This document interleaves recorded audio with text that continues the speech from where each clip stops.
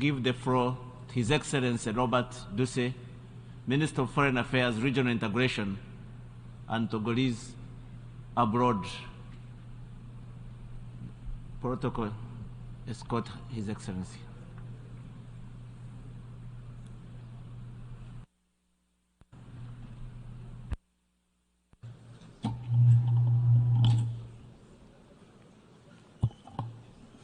Monsieur le Président, President of the General Assembly, ladies and gentlemen, heads of state and government, Secretary General, sir, distinguished guests, ladies and gentlemen. May I commence on this 78th session of the General Institution of our institution, our shared institution, on behalf of my country, Togo, and His Excellency, President Faure Sesongbe. May I express my warmest congratulations to Monsieur Dennis Francis from Trinity and Tobago on his election and skill in conducting this session. And also go to not only to his predecessor, Mr. Shaba Kuhosi, who chaired our work last year, but also and above all to Mr. Secretary General Antonio Guterres, who is doing the best he can to restore the image of the United Nations of a wounded institution despite the procrastination and complexity of the path of the reform. Je voudrais aussi I wish also to express the condolences and support of the President of the Republic of Togo, Faure Sesongbe, and the people of Togo, to the peoples and governments of the brother Kingdom of Morocco and Libya after the earthquake and floods in their respective countries. Mr. President, ladies and gentlemen, as we come together in this forum, we have to say that our world is overcast by shadows. It is very sick, and this demands that we shoulder a responsibility worthy of the level of the United Nations. All of that challenges. This is a question that we cannot lose enough in our ambition as the United Nations is truly to improve the state of the world in the order to grant our people and our different countries more opportunity, safety, security, and insurance. Our world is increasingly less secure. Trust and solidarity between nations are almost at half-mast, and we have the responsibility to work to repair it by rediscovering the meaning of our noblest commitments. The choice and the relevance of the theme which guides the general debate of this 78th session of the General Assembly, namely restoring confidence and reviving global solidarity, accelerating action to achieve the 2030 Agenda and its sustainable development goals in for peace, prosperity, progress, and sustainability for all. Conveys clearly and unmistakably the unsustainable, disrupt, and unstable state of the world, but also our determination at a higher level to do this in better. The emergence of new sources of tension in the world must concern us.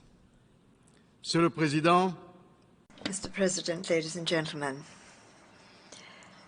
I come from Togo, from a country and a continent which are sorely tried today, the continent of Africa, our Africa, the Africa of freedom the Africa of our fathers, the Africa of our mothers.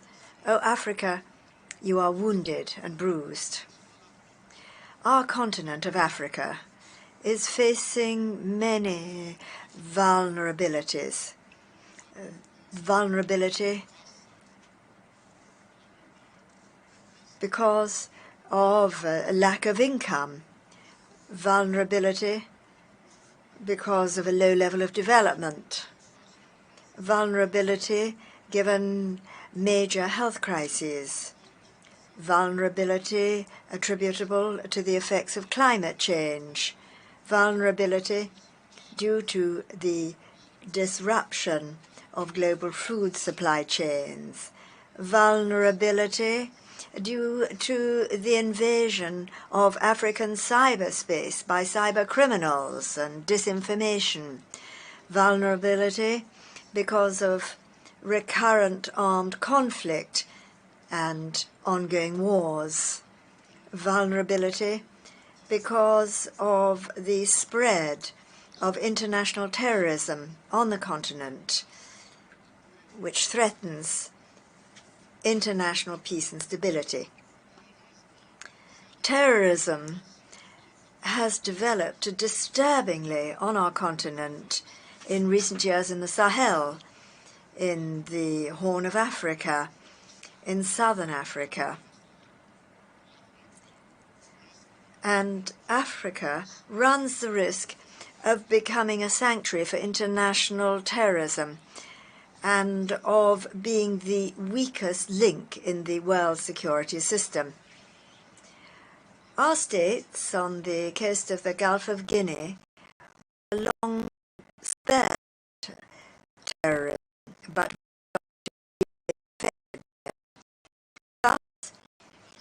order to respond effectively to the threat of terrorism, Togo has adopted innovative and multi-sectoral measures in its strategic document, Combating Violent Extremism, adopted on the 5th of July 2022. This strategy enables us to marry security approaches and development by bringing together operational and legal measures as well as more flexible and endogenous ones. It takes into account the emergency program for the Savannah region. The global cost of this is more than $324 million to carry out several projects by 2025 in the sectors of water, energy, health, infrastructure, education, and agriculture. This is the place to express the gratitude of the government of Togo to all our partners in the combat against terrorism, and also to urge a constant strengthening of the various partnerships to put an end to insidious terrorism. Given the many situations of vulnerability and crises affecting Africa, which basically don't spare any country on the continent, the government of Togo, for itself, is working to drive forward the development agenda by means of an ambitious roadmap 2020 to 2025. Togo has carried out a series of priority projects for the economic, social, and structural benefit of our people.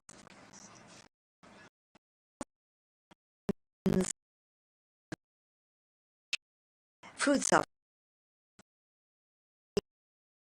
and all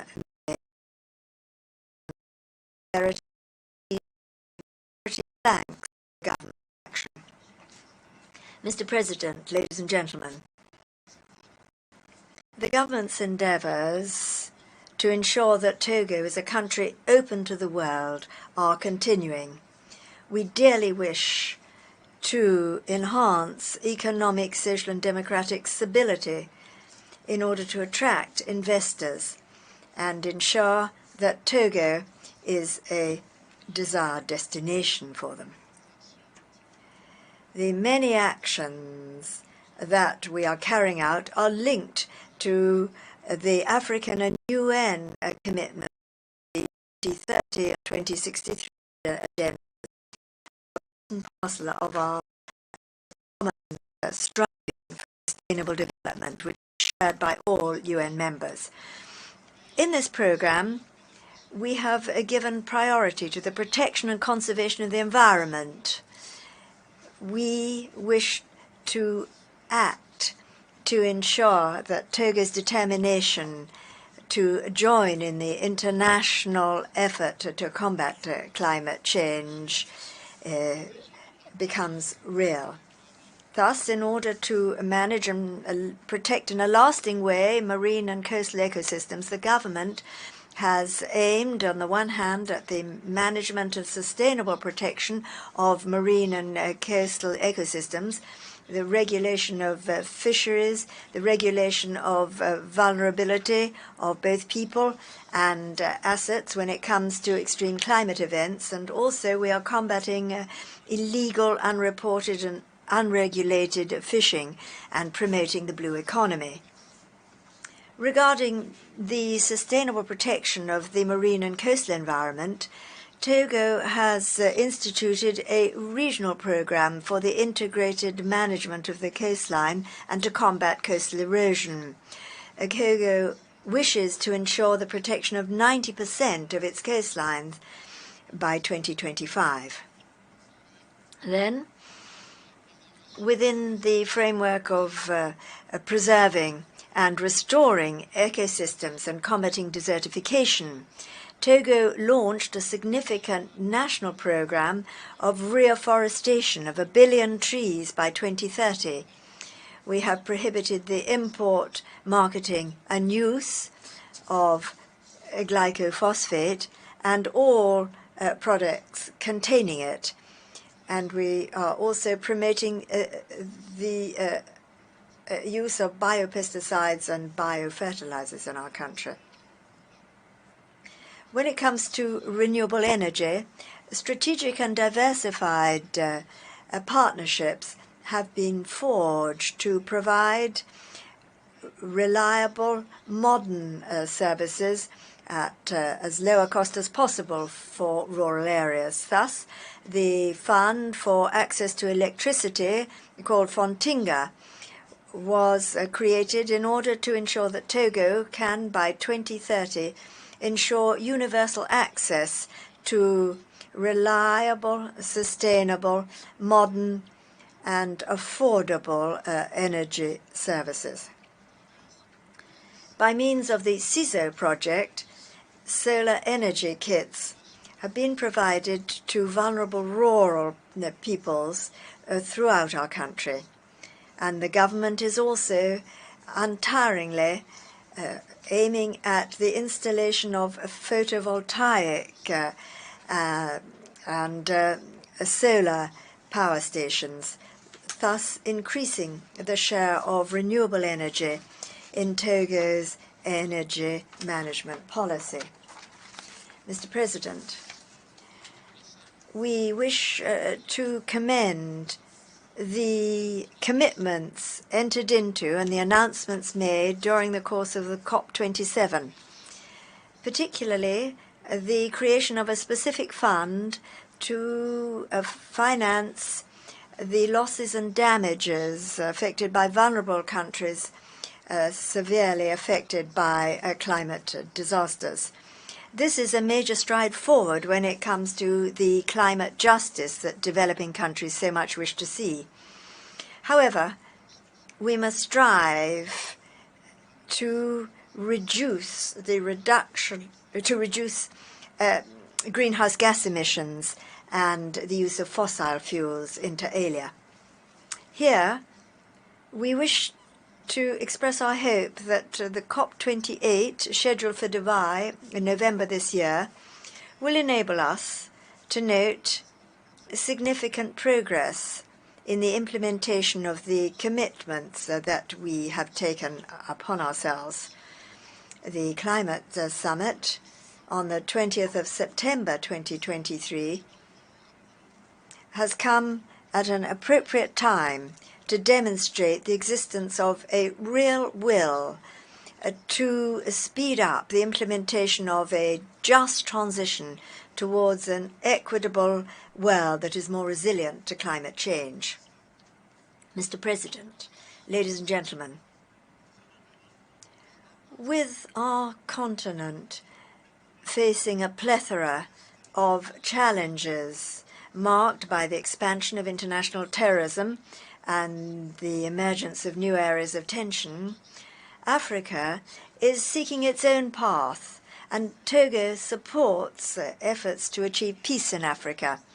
Terrorism and instability in Africa are a problem of international security, and they must be treated as such by the United Nations. Our region of West Africa, where several states are in transition against a volatile security backdrop, must be supported with active solidarity. We must invest more in peace than we invest in war.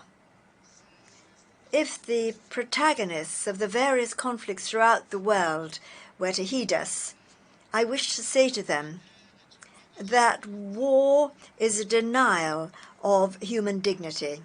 Immanuel Kant, the great philosopher of the Enlightenment, said, "If those who make war could send their own children to the front, there would never be war." Togo is a country of peace, and Togo is against war, regardless of the reasons for it. Since our independence on the 27th of April 1960, Togo has never waged war on its neighbours. Togo has never attacked its neighbours or any country. Togo has never been a rear base for any attack against a brother country. Togo is a country of peace.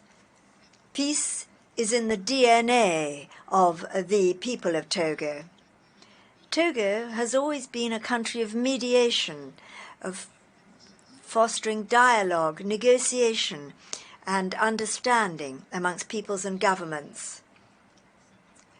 The 6th of January this year, 49 soldiers from Côte d'Ivoire were freed thanks to the mediation of the President of the Republic of Togo, Faure Sese-Magasingbe, putting an end to the tension between the governments of Côte d'Ivoire and Mali. Togo has hosted several negotiations for peace, and we can mention Chad in 1982, Sierra Leone in 1991, Liberia in 1991, Côte d'Ivoire in 2000, etc., etc. We call for de-escalation and the cessation of hostilities in the various hotspots throughout the world, and in particular in West Africa. Africa has suffered too much from war, and a minimum sense of responsibility should convince us to invest in prevention and the peaceful resolution of conflict. The bad thing about war, said Immanuel Kant, is that it creates more wickedness than it destroys. External interference causes conflict and crisis in Africa. It complicates the search for solutions to our crises and undermines initiatives for African solutions to African crises.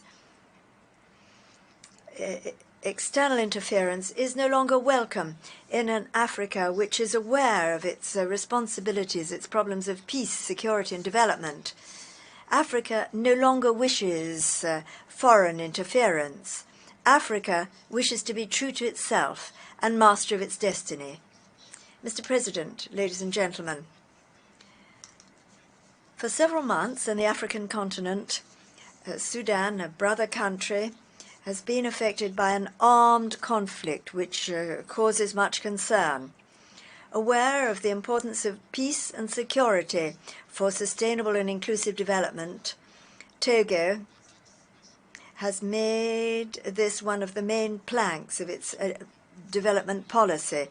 And under the aegis of the President of the Republic, Faure Sesema-Gasingé, we hosted a consultative dialogue in July this year in Lomé between the political and military leaders in Darfur in order to make a contribution to the resolution of the conflict in Sudan. These conflicts made it possible to reach a compromise to put an end to violence and establish a humanitarian corridor. In order fully to execute the commitments entered into in Lomé to relieve the suffering of civilian populations, we urge the parties to the conflict in Sudan to choose dialogue and consultation rapidly to settle the differences for the greater interest of Sudan. We harbour the hope that Togo's efforts, which supports other initiatives, will contribute to put an end to this conflict, which strangely does not attract the attention of the international community as much as it should.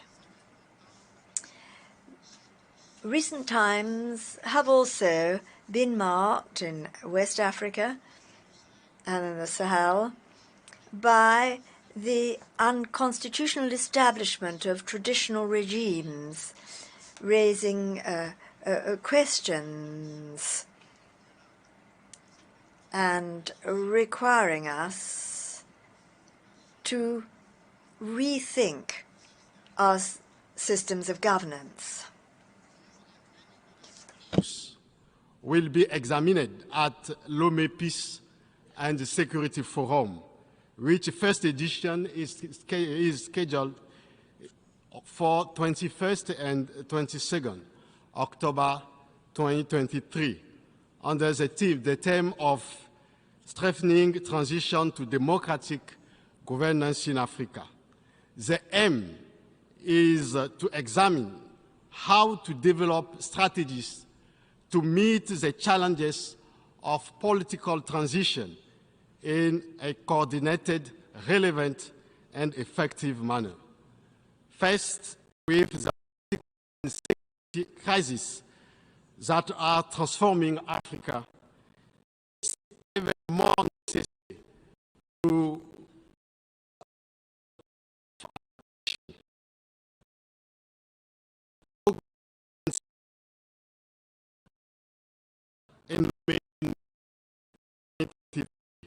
to create the African Political Alliance, which is intended to be a framework for consultation, political dialogue, and joint action based on ties of fraternity, principles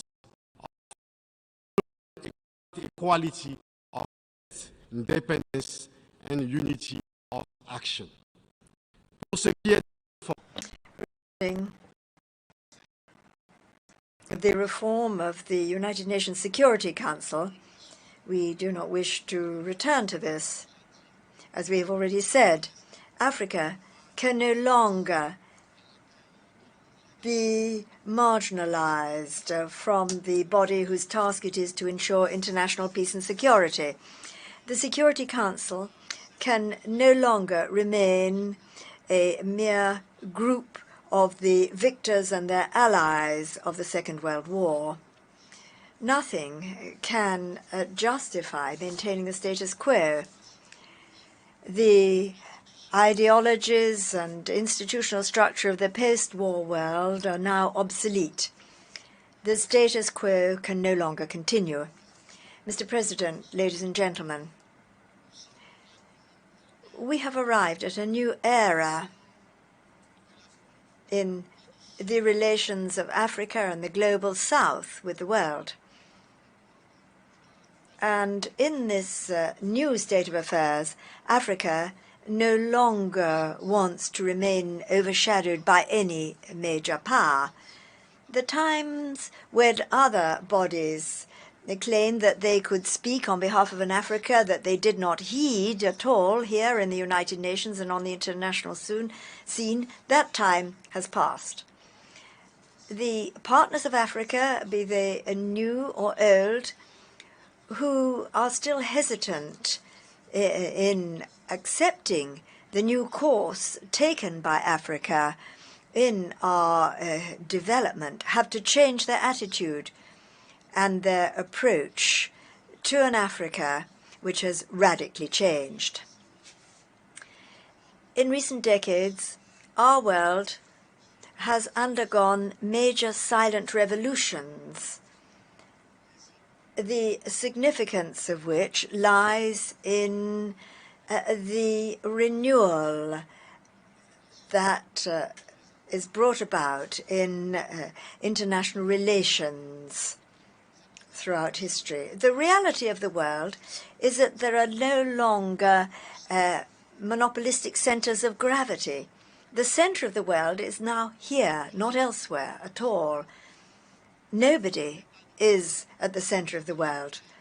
What is clear, and what we wish to recall here, is that Africa now perceives its relations with the great powers in relation to its own interests. At this same platform, I told you that Africa no longer wants to align itself with the great powers, whatever they may be. The role assigned to Africa in this 21st century is evocative of the image that certain power of our continent still have, their zone of influence. We must be concerned about the place that Africa occupies on the world stage. Today, Africa does not occupy the place it should hold on the international scene.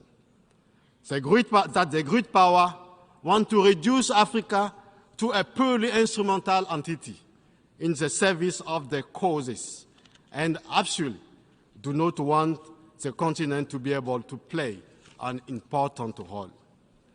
The fractures of the colonial area between a so-called French-speaking, Spanish-speaking, Portuguese-speaking, Arabic-speaking, and English-speaking speaking Africa have diminished as have the post-Cold War ideology that dominated the entire second part of the 20th century. Today, Africa wants to be itself, and we say today, as we said the last year, we prefer Africanophony.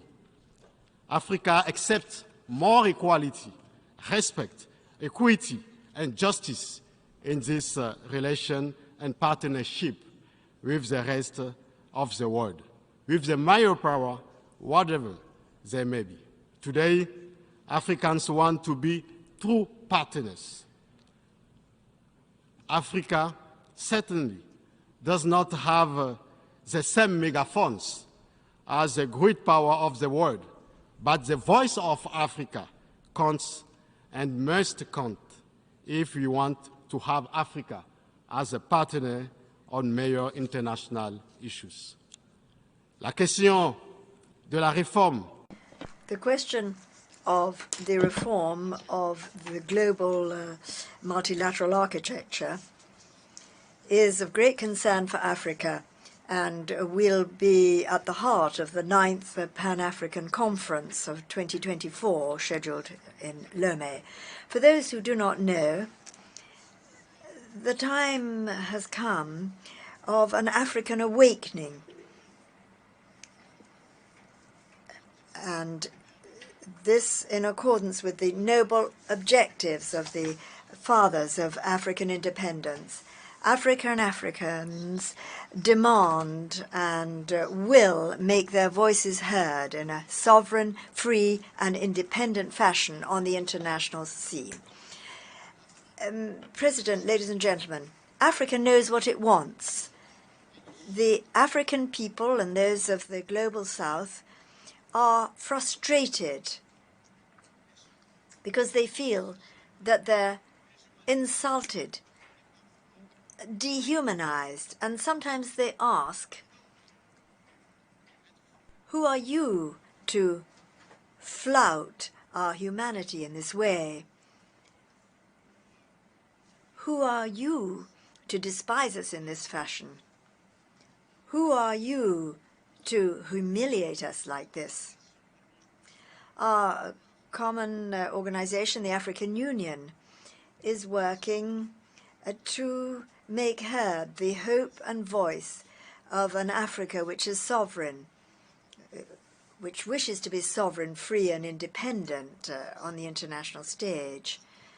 But we're also working within the framework of the African Political Alliance, launched in Lomé in Togo. Rivalries amongst the great powers must not instantly become African rivalries. For we, as African nations, the challenge is to avoid taking sides in rivalries which are not ours. We have to fight our own battles, which are, inter alia, combating neocolonialism, combating poverty, bringing about the industrialization of our continent and economic prosperity, achieving peace, combating de-Africanization in Africa, and fighting for an African renaissance and dignity, the struggle to shake off any foreign yoke definitively, committing ourselves to achieve better representation of our continent amongst the family of nations and continents. Our combats are not those of the West nor of the East, even less are they of any shore or part of the world. We have to focus on our current, our own battles and those to come. International politics cannot be reduced to a divided arena where you have to side with one camp against another. We want a reformed international system based on values and principles, respecting everybody, respecting the rights of peoples to adopt their own positions freely as suits them on the international stage. The right of peoples to decide for themselves implies that each state has a right to behave as it wishes on the international stage, respecting its international engagements. Looking at the major transnational challenges of our centuries, such as climate change and combating international terrorism, our views may meet those of others, but they must remain our own views, decided upon in accordance with our own agendas. It is no longer a question for the Africa that we want to see to be relegated to the background as the world develops. The Africa of which I speak is no longer ready to accept the propensity of certain countries to make their geostrategical concerns African concerns. Mr. President, ladies and gentlemen, the challenges of our world are indeed great, and the new African positions regarding external relations express the dynamic of renewal and a change of paradigm.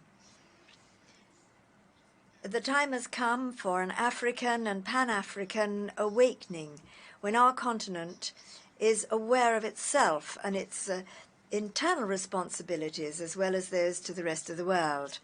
Africa needs a partnership that respects the dignity of each and every one. We want to be your partners and not your subjects. We want to serve our peoples and not to serve foreign interests. This new movement is not, we repeat, is not aimed against anyone. It is the expression of a new Africa, of an African Africa, an Africanophone Africa, which wants to be free, sovereign, independent, and master of itself. So, for African youth, it is clear, these words are clear. We are weary by paternalism. We are weary of your scorn of our public opinions, your scorn of our people and our leaders. We are weary of your condescendence. We are weary of your arrogance. We are weary. We're weary. We're weary. Thank you.